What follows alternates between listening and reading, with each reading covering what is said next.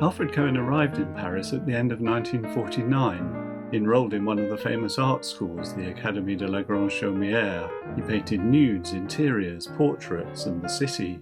In the 1950s, he increasingly took painting trips to the coasts of Normandy and Brittany, and at first the resulting pictures looked very impressionist. He painted the cliffs at Étretat, as Monet and others had done, and the beach and decorative beach huts at Dunkirk.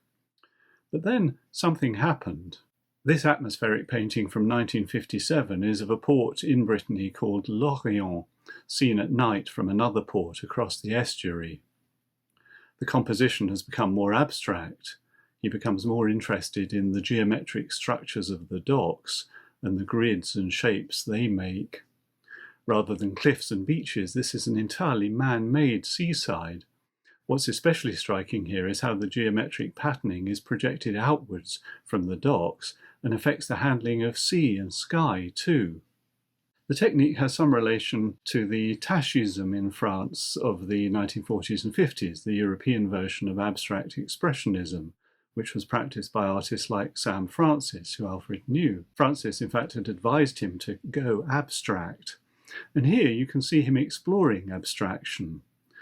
But though the details look abstract when you look closely, when you stand back, it all coheres into a very vivid visual experience of seeing the bright lights of the port across the water and under a stormy night sky. The glare of the lights to the centre right, and their reflection on the sea leading the eye through the built structures, is a device he used in paintings of the sun rising, or more often setting, over the water. But the light too is man-made here, not just the white light coming from the town behind or from the docks, so the stevedores can go on working into the dark, but also the dots of red and blue lights deployed around the dockyards. This isn't the mystical communing with the cosmos of, say, Van Gogh's Starry Night, though there's a comparable cosmic effect from the way the site of human activity and business seems dwarfed by and suspended in the ominous void.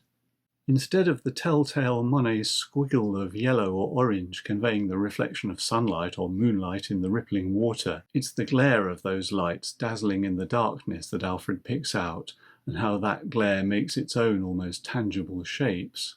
This seems to me a landmark painting for him, the moment when he found a style that was both contemporary and individual, and which would characterise his work for the next few years when he moved to London and started painting the Thames.